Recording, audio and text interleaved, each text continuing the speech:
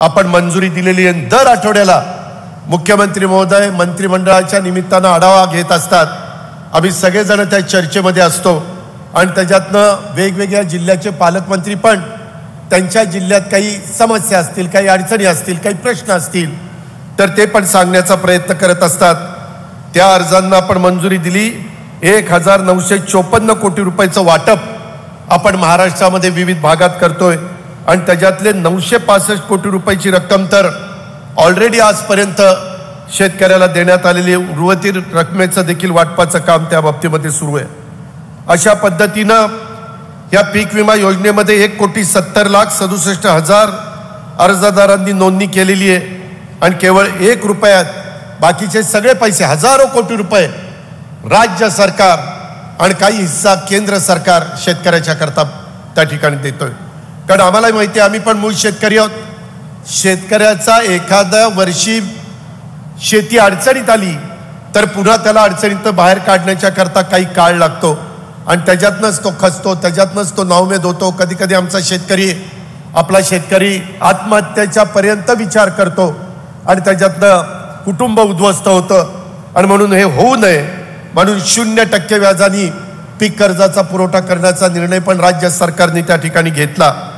अशा पद्धतीनं जवळपास आपण मोठ्या प्रमाणावर या बाबतीमध्ये काम करतोय। पीक विम्याचा जो हप्ता झाला त्याच्यामध्ये 8,016 कोटी रुपयाचा हप्ता आपण त्या ठिकाणी दिलेला आहे। त्याच्यातला पहिला हप्ता जवळपास 3,050 कोटीचा हा देखील देण्याचं काम झालं। जे नियमित परतफेड करतात त्यांना 50,000 रुपये प्रोत्साहनपर अनुदान देण्याचा निर्णय पण ह्या राज्य सरकारने घेतला।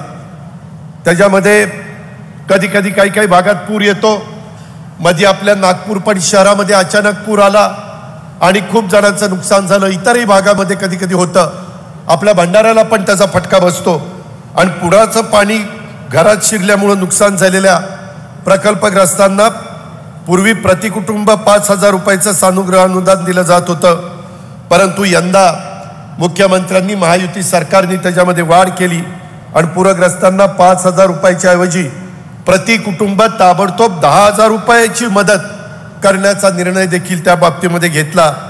नेहमीच कसलाही प्रकारचा प्रसंग आला, अतिवृष्टीचा असू द्या, त्याच्यामध्ये अवकाळी पावसाचा असू द्या, दुष्काळाचा असू द्या, भूकंपाचा सारखं नैसर्गिक संकट असू द्या, ह्या परिस्थितीतनं नुकसान झालेल्या शेतकरी आणि नागरिकांच्या पाठीशी राज्य सरकार भक्कमपणे उभं राहतं। बाधितांना मदत करण्याच्या सरकार नेहमीच हे सरकार कटिबद्ध असतं। त्याच्यामध्ये NDRF आणि SDRFचे नॉर्म जे आहेत ते देशात वेगळे आहेत, त्याच्या दुप्पट मदत करण्याचं काम या महायुतीच्या सरकारच्या माध्यमातून होतं। साधारण आमचा प्रयत्न महाराष्ट्राचा विकास हाच अजेंडा ह्या सरकारचा आहे। सत्ताकारणात समाजकारणात कोणतीही भूमिका असली तरी महाराष्ट्राचा विकास हा आमचा महायुती सरकारचा अजेंडा आहे। शेतकरी, कष्टकरी, सर्वसामान्य जनतेच्यासाठी तळमळीनं काम करणारं हे आमचं सरकार आहे आणि महाराष्ट्राच्या विकासासाठी, देशाच्या भल्यासाठी यापूर्वी सुद्धा आम्ही सगळेजण काम करत होतो, यापुढेही करत राहणार आहे। अशा प्रकारचा देखील शब्द मी या कार्यक्रमाच्या निमित्तानं मुख्यमंत्री उपमुख्यमंत्र्यांच्या साक्षीनं तुम्हाला देऊ इच्छितो। इथं अनेक गोष्टी करण्याचा प्रयत्न आपण त्या बाबतीमध्ये केला। ह्याच्यातून शासन आपल्या दारी या अभियानाच्या माध्यमातून राज्यातल्या अक्षरशः लाखो लाभार्थ्यांना विविध योजनांचा लाभ घर बसल्या मिळतो, याचा आनंद आम्हाला पण आहे। या अभियानामुळे नागरिकांना शासकीय कार्यालयामध्ये हेलपाटे मारावे लागत नाहीत। योजनांची माहिती त्यांना घरी बसल्या मिळते। योजनेसाठी कागदपत्र गोळा करणं, त्याच्यामध्ये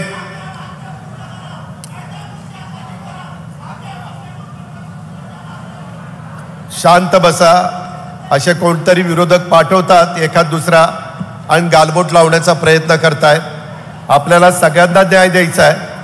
कुठल्याही परिस्थितीमध्ये कुठलाही घटक हा त्याच्यामध्ये कुठल्याही लाभापासून वंचित राहता कामा नये, अशा प्रकारची भूमिका महायुती सरकारची आहे। राज्य सरकारचे, मुख्यमंत्र्यांचे, त्यांच्या मंत्रिमंडळातल्या सगळ्यांचे, आणि त्याच्यामुळं आज सरकार सगळ्यांच्या बाबतीमध्ये काम करत असताना सध्या राज्यामध्ये थोडासा आरक्षणाचा एक मुद्दा पुढं आलेला आहे, परंतु त्याच्यातनं कायद्याच्या, नियमाच्या, संविधानाच्या चौकटीमध्ये बसून मार्ग काढण्याचा प्रयत्न हा राज्याच्या मुख्यमंत्र्यांचा आणि त्यांच्या सगळ्या सहकाऱ्यांचा चाललेला आहे. त्याच्यातून कुठल्याही घटकाला त्रास होणार नाही आणि ज्यांना आज आरक्षण मिळालेलं आहे त्यांनाही त्याच्यामध्ये कुठलं अडचण येणार नाही, अशा पद्धतीनं पुढं जाण्याच्या बद्दलची भूमिका राज्य सरकारची आहे. त्याच्यामध्ये काही कमिटी नेमलेली आहे, माजी न्यायाधीशांची कमिटी नेमलेली आहे, त्याचा अभ्यास चाललेला आहे आणि कुठल्याही परिस्थितीमध्ये कुठल्याही घटकाला आरक्षण देत असताना ते आरक्षण सुप्रीम कोर्टामध्ये, हायकोर्टामध्ये टिकलं पाहिजे.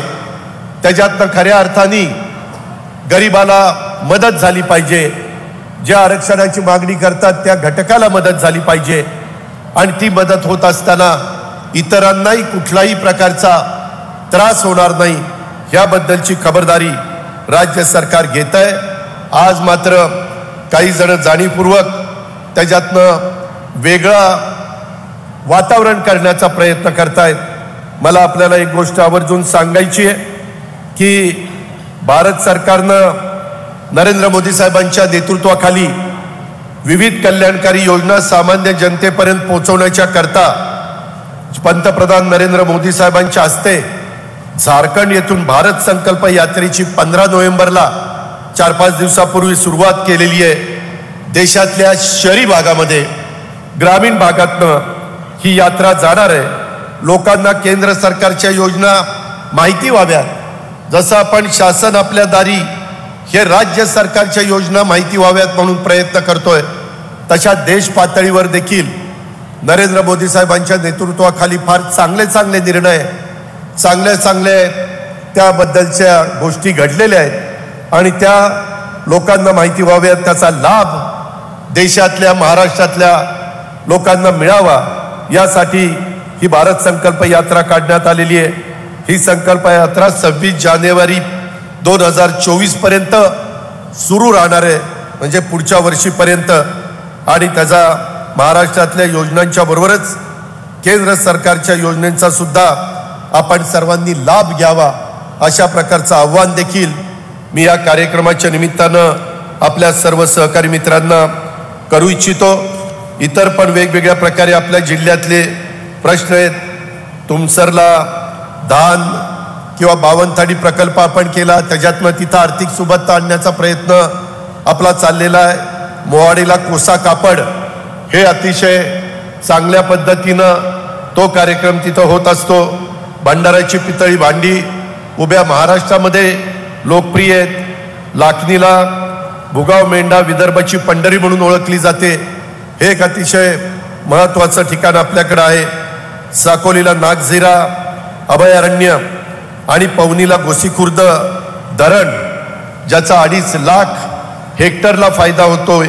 भंडारा, चंद्रपूर, गडचिरोली, नागपूर ह्या जिल्ह्यांना त्याचा फायदा होतो. लाखांदूरचा तलाव, अशा प्रकारे निसर्गाने देखील खूप काही देण्याचा प्रयत्न आपल्या ह्या जिल्ह्याच्या करता केलेला आहे. भंडाऱ्याला नेहमी अतिवृष्टीचा त्रास होतो, त्याच्याकरता आपण रिंग रोडचं पण काम त्या बाबतीमध्ये हातामध्ये घेतलेलं आहे.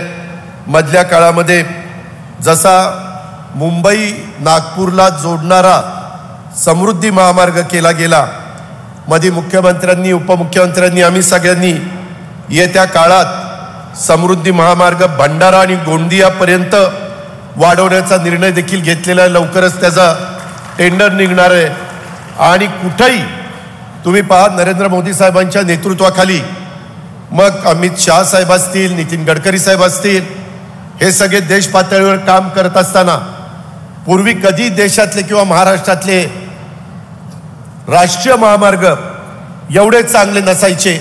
इतके चांगले राष्ट्रीय महामार्ग आता आपल्या देशात झालेले आहेत आणि त्याच्यात सगळ्यात जास्त झुकतं माप हे विदर्भाला मिळालेलं आहे आणि त्याचा निश्चितपणे विदर्भामध्ये विकास होण्याच्या दृष्टिकोनातनं कारखानदारी येण्याच्या दृष्टिकोनातनं इथं आर्थिक सुबत्ता येण्याच्या करता त्याचा फायदा झाल्याशिवाय राहणार नाही. माझी तुम्हाला दुसरी विनंती आहे की महत्त्वाची धरणं इथं असताना आपल्याला धानाबरोबर काही नगदी पिकं घेण्याची गरज आहे. कृषी विभाग त्याच्याकरता मार्गदर्शन करायला तयार आहे.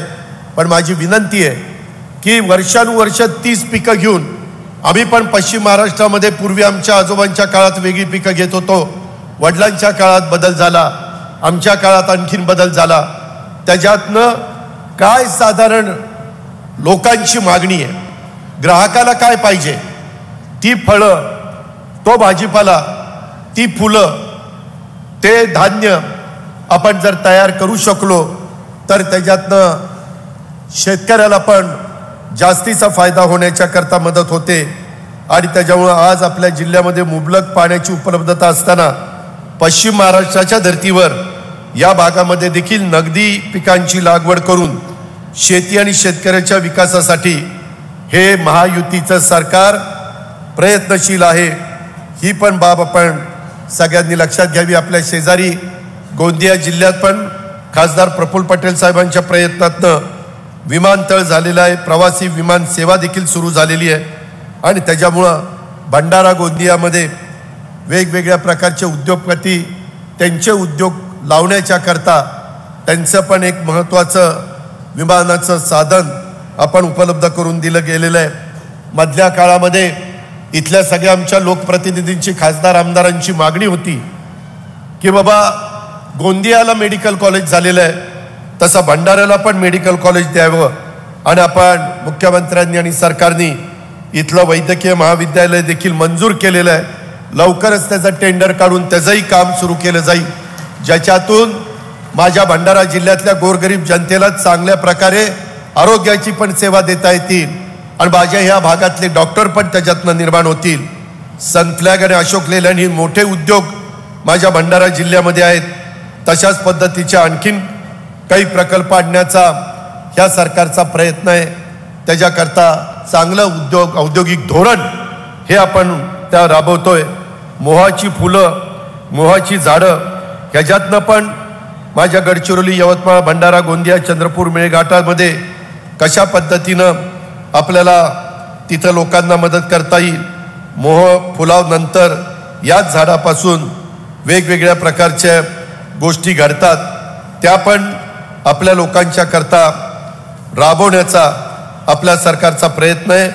इतर बऱ्याच गोष्टी बोलण्यासारख्या आहेत. धान खरेदी केंद्र तातडीनं सुरू करणं वगैरेच्या मागण्या खासदारांनी, आमदारांनी सगळ्यांनी केलेल्या आहेत. त्या बाबतीत मी एवढंच सांगेन की आज तारीख 21 आहे, त्याच्यामध्ये लवकरच आपल्याला 7 डिसेंबरपासून नागपूरचं अधिवेशन हे आपलं सुरू होतं आहे. त्या निमित्तानं विदर्भाच्या 11 जिल्ह्यातले आणि आपल्या भंडारा गोंदियाचे जे काही प्रश्न आहेत, ज्या काही तुमच्या मागण्या आहेत, आज पण निवेदन स्वरूपामध्ये अनेक प्रश्न मुख्यमंत्र्यांना, उपमुख्यमंत्र्यांना आम्हाला सांगण्याचा प्रयत्न इथल्या लोकप्रतिनिधींनी केलाय, कार्यकर्त्यांनी केलाय. त्यामध्ये देखील बारकाईनं लक्ष घालून त्याला न्याय देण्याची भूमिका राज्य सरकार घेईल, याबद्दलची खात्री आणि ग्वाही मी आपल्या सर्व सहकारी मित्रांना देतो. आणि एकंदरीतच पूर्वी हे सरकार काम करत असताना 2 डबल इंजिनचं सरकार होतं. त्याच्यामध्ये भारतीय जनता पक्ष आणि शिवसेना हे प्रमुख घटक म्हणून काम करत होते. आता त्याला आणखीन एक इंजिन जोडलं गेलं. हे सरकार आता ट्रिपल इंजिनचं सरकार झालेलं आहे. आता राज्याच्या विकासासाठी राष्ट्रवादी काँग्रेस पक्ष देखील सत्तेत सहभागी झाला आहे.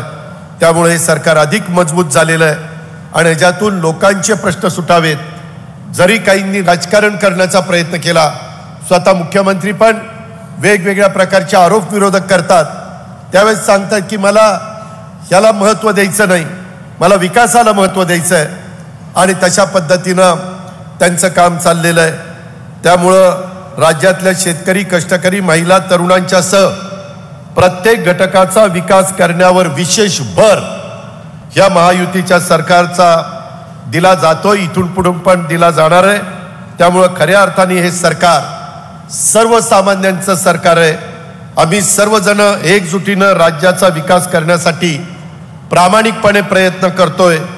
सर्व क्षेत्रामध्ये विकासाच्या बाबतीमध्ये महाराष्ट्राला क्रमांक 1चं राज्य करण्याचा सतत आमची चर्चा होत असते, आमचा प्रयत्न होत असतं, आमचं धोरण ठरत असतं.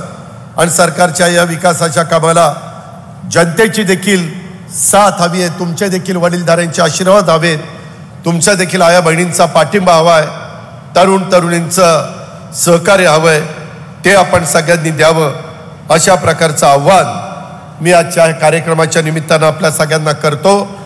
आणि आपण पुन्हा एकदा मोठ्या संख्येने उपस्थित राहिल्याबद्दल आणि ज्यांना ज्यांना लाभ आज लाभार्थी म्हणून मिळालेला आहे त्या गोष्टीचा फायदा स्वतःचा संसार मार्गी लावण्याच्या करता, स्वतःचा प्रपंच चांगला करण्याच्या करता, आपल्या मुलाबाळांच्यावर चांगले संस्कार करण्याच्या करता, आपल्यामध्ये एक समृद्धी येण्याच्या करता, सुख येण्याच्या करता ह्या सगळ्याचा वापर आपण करावा असं आव्हान आपल्याला सगळ्यांना करतो आणि आपल्या सगळ्यांची रजा घेतो. जय हिंद, जय महाराष्ट्र.